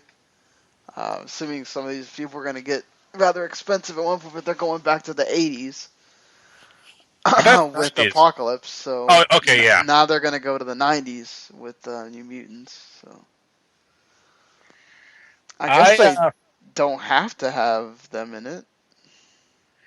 I kind like. Have you read the X-Men reviews yet? No. Okay. There's one really good part that made me laugh. What is that? Olivia Munn has about 3 lines in the entire movie, Wow. which that's good because she can't act.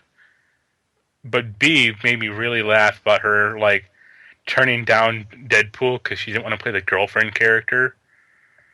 And it's like, okay, you're gonna play a character that has 3 lines and dresses in the most ridiculous costume in the franchise to date. That's like Wow. way to go feminism. Like, what do you want me to say? I mean, who knows how many lines she really would have had as the girlfriend in Deadpool either. Easy, I can say more than 10. Like, you can watch Daredevil. You can watch not Daredevil. You can watch Deadpool now and count if you really care to. Like, she's probably the 3rd most important character in that film. I think what she was going for maybe is that at least she's gonna look cool and fight or whatever, and people are gonna care about Yeah, that more. until Deadpool 2 comes along and they turn her into Copycat and make her, cool as well. Well, yeah, that's Olivia Munn for you, I guess. The scourge on the planet. Especially if you don't like Aaron Rodgers. I guess it makes that double or something. Um, but yeah, I mean that's cool. Sci-Fi is ordering the pilot for Krypton, the Superman prequel series, on the grandfather of Superman. Everyone's favorite character. Hey, David S. Goyer's producing, so it can't be too bad. Remember Blade 3? I actually like Blade Trinity. I like Ryan Reynolds and Patton Oswalt in Blade Trinity. That's about it. Yeah, Triple H is in there. Uh, but you know, I guess it could be okay. I mean, he's saying it will not be wall-to-wall visual effects every single moment like Man of Steel, but Yeah, you're going to learn a lot about the characters and culture. What Whatever characters? That means. Well, what exactly? That's what I'm thinking. What you're going to find out that you're going to see the mom and dad as babies? What? Like, Also, what culture? I guess you get to learn about Krypton and all the characters there. They can literally probably make up anyone because do you even really get to know Krypton at all in the movies or in the movies or the comics or anything?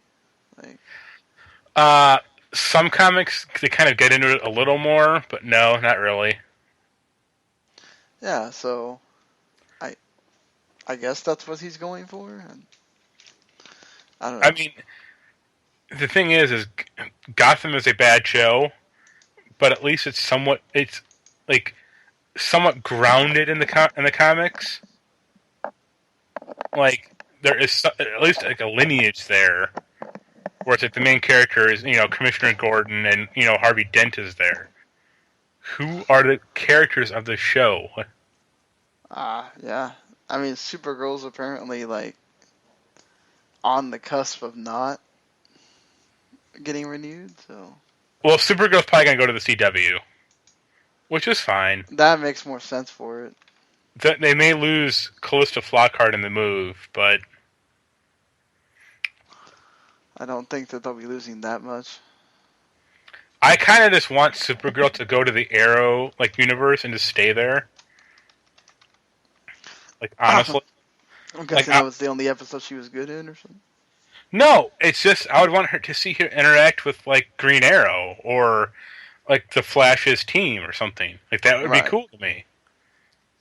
And she could just make fun of the Green Arrow for being so mopey all the time.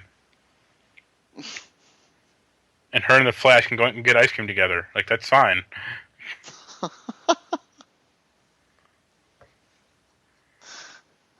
Also, right. I'll make a plea about speaking about sci-fi. Everyone needs to watch 12 Monkeys. Yes, I've heard 12 Monkeys is very good. Add that to the list of things I need to watch. Apparently, Black Widow. Apparently, Marvel and everybody involved there are really interested in making a Black Widow solo movie.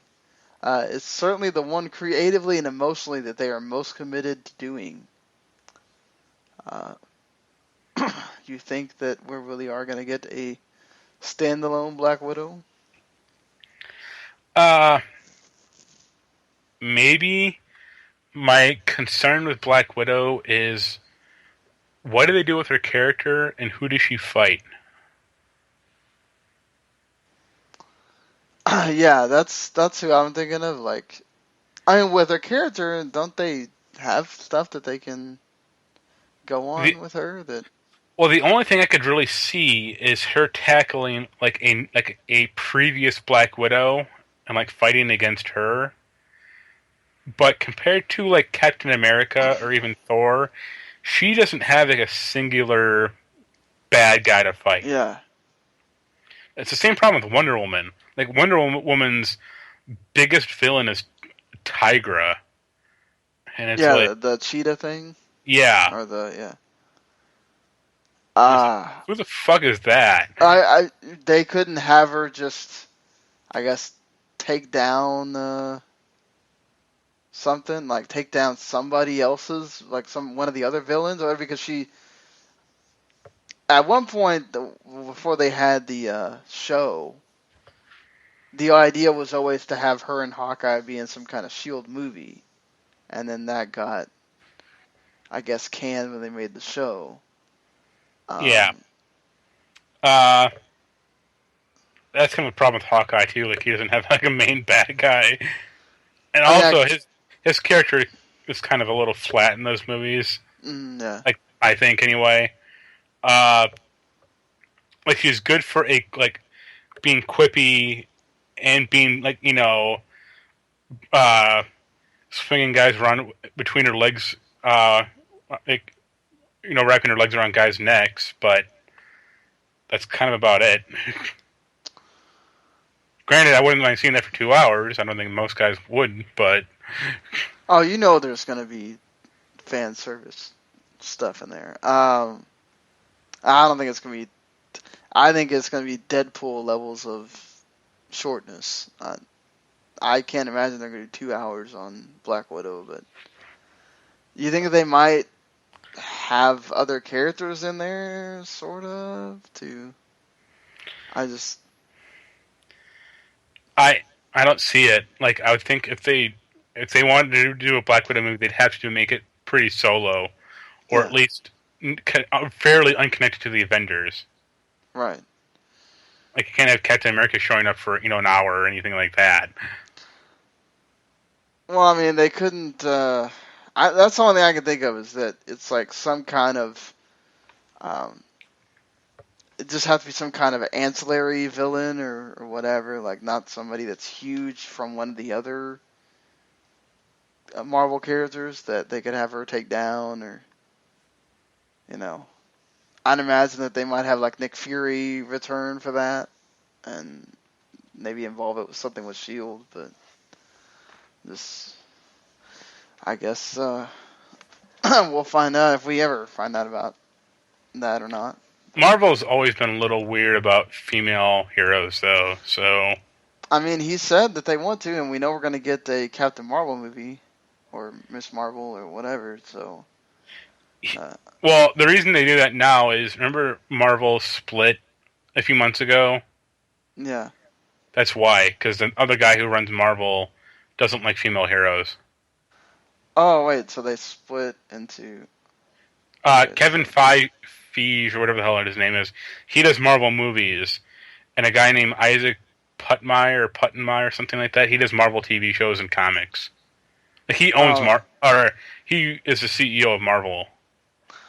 that's good. I'm glad that they split them up because they don't. They need to just be on their own focus instead of. And Isaac was the one who was kind of cheaping out about all the Marvel movies. Yeah. And it's like I don't want to pay Robert Downey Jr. $40 million. He can go fuck himself. And it's like, no, you need him. Like, Yeah, you need all these guys. There's this at this point. They're pretty much those characters now. Uh, to kind of cast somebody else as them is kind of just, you know. I mean, look, Robert Downey Jr.'s in 3 movies. Not all of them are great, but that's not all his fault. I mean, and then he's been some of the best. He's done some of the best character work in the Avengers ones too. I mean, so just. Uh, but did I have it? I think that's it. I guess if you want to talk, so this is the part we're going to talk about Captain America: Civil War. So you can pretty much just turn the podcast off here if you have not watched the movie and you don't want to hear us talk about stuff. Um, what did you like about Civil War? I like the action, obviously. Um, the writing I thought was kind of a little hit or miss, especially some of the character motivations. I really, really liked Zemo. Like, I love that actor. Him and Chris Hemsworth, the guy who plays Thor, they were in a movie a few years ago called Rush, or it's about Oh yeah, that's a uh really good movie. he's like a phenomenal actor. I'm really glad like he wasn't he didn't overact. He was very understated. Like compare that to like fucking what's his name? Jesse Eisenberg from Batman vs Superman. Mm. It's like holy Christ. This guy is just chewing scenery. Uh I'm glad he survived also. Like I want him to come Well, because back. doesn't he die in the comics or? No. Or Well, death never matters anyway, but no, yeah. he's um I thought most of the hero beats were good. I thought Spider-Man was great obviously. Oh, Spider-Man was wonderful. I thought he was perfect. There was kind of a weird some of the tonal shifts in that movie were kind of off though, I thought. Yeah. Like Uh, Captain America, not Captain America, sorry, Iron Man he felt pretty off to me. And like having him and Pepper break up, like they don't show it. It's like no, like you should have got her back just for like a scene or two or something, you know. yeah, that was weird. I mean, Uh, I guess that was the point. Like he was off because of that, and then the big reveal there with the Winter Soldier killed his mom, and just uh, I also appreciated that like nothing was at stake in this movie. Like as far as like the world, you know, like all the other movies, it's like oh, Ultron is going to destroy the planet or something. It's like yeah. just these people have an issue with each other and that's it.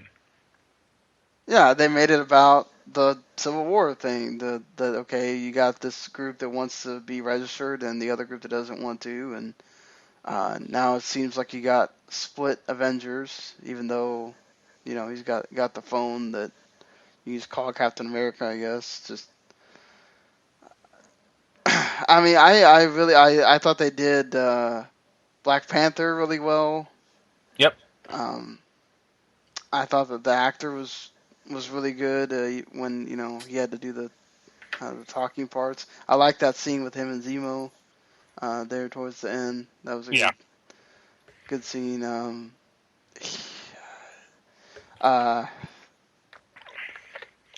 I the Go ahead. I'm sorry. I saw something on Twitter about someone talking about like I don't know if he was being sarcastic or not because it was on Twitter, but he's like, why didn't they show Spider-Man getting his powers? And I was just like, That's they the don't need point. to. Yeah. Like, I was supremely happy that like they didn't have to explain Spider-Man at all. He's that he's that ingrained in like the popular culture. You don't need to. It's the same thing with Batman and showing his parents dying. It's like everyone gets it. You don't need to do this anymore. You can move on. Yeah, we can visually think of parents died. All right, you know. I kind of wanted them to get a little more into Black Panther, like because he's more of a focal point character than Spider-Man is. You could have cut Spider-Man out honestly in that movie, Right. and it wouldn't have mattered that much. But Black Panther was a little more integral. Like you don't need to explain his whole backstory, obviously, but just say like, "Oh, I kept the suit on. The suit's here because I may need it or something like that," you know, or get into it a little. I mean, they'll do that for his movie, obviously, but Right. I think they just were worried about giving away too much for his movie, probably. uh, I personally wanted a little more of Scarlet Witch. I thought she had quite a lot in this movie. Between the stuff with Vision there, where they're trying to keep her from leaving, and That was a uh, little Vision stuff was kind of weird but funny. yeah, and like he made her the meal, whatever, to make her feel better, and then she was involved with the stuff with Wakanda because it was her powers that Yeah. burned the building, and uh, I don't know. I thought she kind of got a substantial part in there. I mean, Well, I just liked her. I liked her a lot, and for an Olsen, I actually like that actress. yeah, no, she does really well there. I don't have a problem with any of the cast as far as like who they got. Like just the that whole scene at the airport was wonderful. As far as just everybody got time to shine at one point. The Spider-Man line with the where he's talking and Falcon's like, I don't think you've ever been in a fight because there's not a lot of talking. And Yeah, it's just like, oh man, you got Spider-Man right on there because that's all he does. It just, I thought maybe Falcon was probably one of the ones. He had a screen time at the beginning there, but then it kind of tapers off. Um, you know, it was really about Captain America and Iron Man and doing all that, and I think the big fight at the end was really cool. yeah, Um, just I again like you, I appreciate the fact that they made it about them, and so you really got the hone. Ant-Man was great in this. yeah. One of the issues, kind of, with that movie is people just kind of randomly show up, though. That's kind of with uh, that's kind of something you kind of isn't that like a sort of comics thing though too? People show up. I mean, they did in the cartoons. People just randomly show up to you. It's just you know. I meant specifically Ant-Man. Like, he just kind of, pops in there, and Yeah, also he does. Like, hey. Hawkeye. It's like, oh, Clint's retired. It's like, no way, he's not. And we just call him right back in. It's like, huh? I did like their part in the fight where he's like, "We're still gonna be friends after this, right?" Like, oh, it just depends on how hard you hit me. Let me ask you: do you think they should have killed off Rhodey? I didn't have a problem with that necessarily. I know he dies, and people did have a problem with that not happening. I think they handled it the best way they could. He's still suffering from something. So, Yeah, what did you think? Just it would have been interesting if they killed him. Like, I think, like, for one, Don Cheadle's looking kind of old. yeah. And I think it would have impacted, like, Iron Man's character a lot more. Talking about like total freaking rock bottom for him between losing Pepper and then him too. Just, jeez. Well, there's talk about them doing an Iron Man 4 movie, Hmm. and it would be interesting if he did hit rock bottom and, like, went back to alcoholism. I'd imagine that's what else are you gonna do? I have a Like, friend who keeps thinking they're gonna, like, do, like, the real Mandarin, and I'm just like, no. Like, no, just leave the Mandarin out of it. that was a great joke in Iron Man 3. It doesn't need to be, like, the dumbass wearing 10 rings. It's like, you're like, what about the Iron, like, what about the DVD extra film or the short film? And I'm just like, it's a short film. Like, they did it kind Yeah, of as a joke. yeah. I don't know. I would really. I've always thought that was interesting, and I thought maybe Disney just wouldn't want to do it because it would tarnish that and it'd be too adult. Or be too Uh, racist. that's possible too. Oh, do you mean Mandarin and alcoholism? No, I meant the alcoholism. I didn't mean the. Okay, I meant the Mandarin, sorry. No, Mandarin would be racist, certainly. But there's always going to be that thing with because those characters were made so long ago when Yeah. that wasn't such an issue. I mean, so it's Well, look at the Black Panther's name, for God's sake. yes, it's Black Panther, and he's a black guy.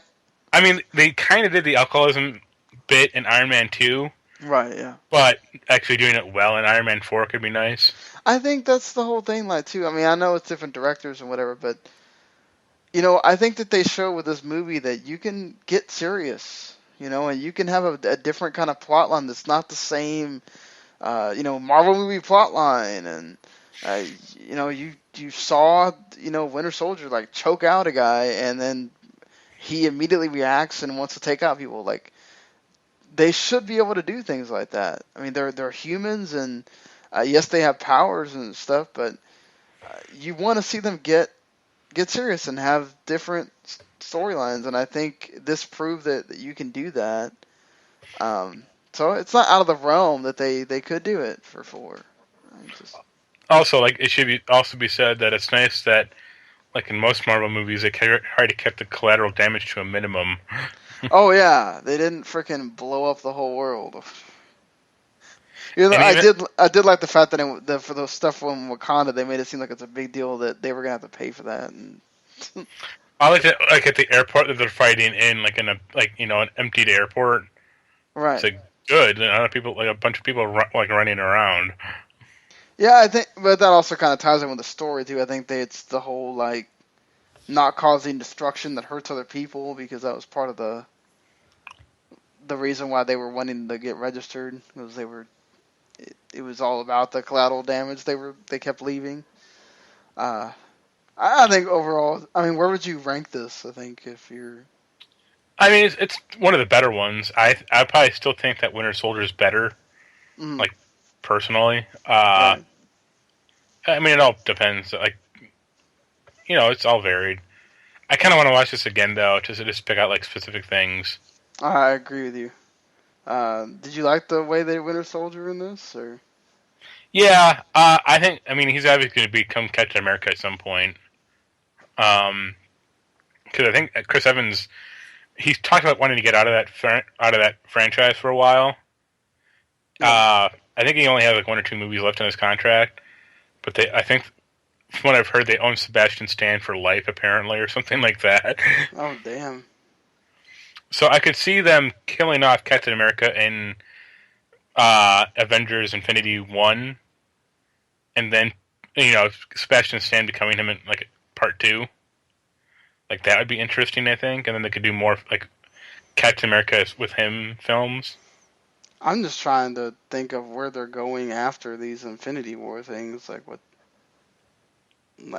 I would assume it's gonna get to a point where, I mean, they won't run out of material, obviously, but just I wonder if that's gonna get to the point where it's gonna reach its apex. And I I think Avengers is Infinity War is like a good ending point for like a lot of characters. Like Iron Man's probably not going to come back. Thor isn't going to. Captain America isn't going to. But they're going to introduce new characters. So yeah, yeah, that's hope, fine. hopefully on for them that the people will be willing to grow with those lesser characters and everything. Well, Um, like a Deadpool. I mean, it's not yeah. Marvel, obviously, but that's the third or fourth biggest movie of the year so far. So Yeah, I mean, I think they did say that they're sort of trying to talk to Fox about putting Wolverine in one of the Infinity Wars. I wonder if they could get Deadpool. That would.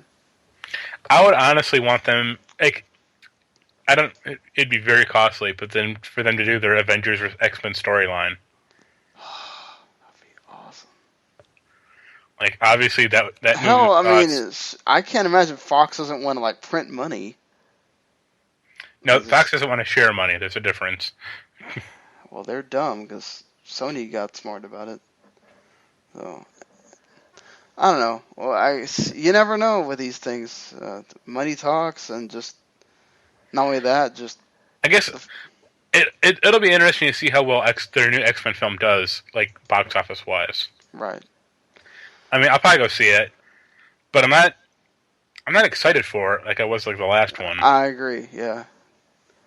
Like Uh, a lot of things I've seen about this film make it look, I would say, corny mm, or like cheeseball. Like, okay, I don't like Olivia Munn and like the Silent costume is stupid, but uh, Storm's costume is pretty bad looking. Jubilee looks bad looking because it's just like they're using the comic costumes for it, and it's like this doesn't exist in this universe. Like Wolverine does not fucking wear like a orange and brown mask. Like, no, no, he doesn't. why did you do this? Well, what would they wear then if it's not Leather them? outfits, like they always do. I mean, or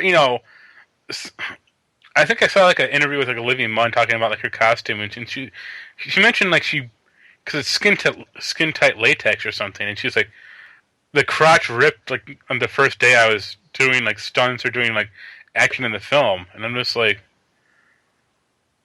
that. That should tell you the costume is dumb. Yeah. So getting into the new releases, you have the Fallout 4 Far Harbor, which is the first big story expansion pack for Fallout 4. I'm Let's sure hope it's you're good. excited for that coming out I've next actually week. been playing Fallout 4 also a lot. I beat the Mechanist storyline or Mechanist storyline. See, there you go. So you're getting yourself ready for that. Doom comes out tomorrow. To Uh, the wet fart of everyone. I'm sure there will be people that are just jumping at wanting to get this. Don't know how many that's going to be, but I guess we'll find out soon. Uh, again, this is one of those that I'll wait till it's $20, and if the single player is good, then I'll be interested. Valkyria Chronicles Remastered, go play this game. It's $30. It's awesome. Uh, that's all I can tell you. A strategy uh, game set in what war is it? Is it I think it's World War One or World War well, Two. yeah, one of the World War. It's good story. It's got. I mean, I just really think that people should check that out. Homefront Revolution finally is coming out next week. Really?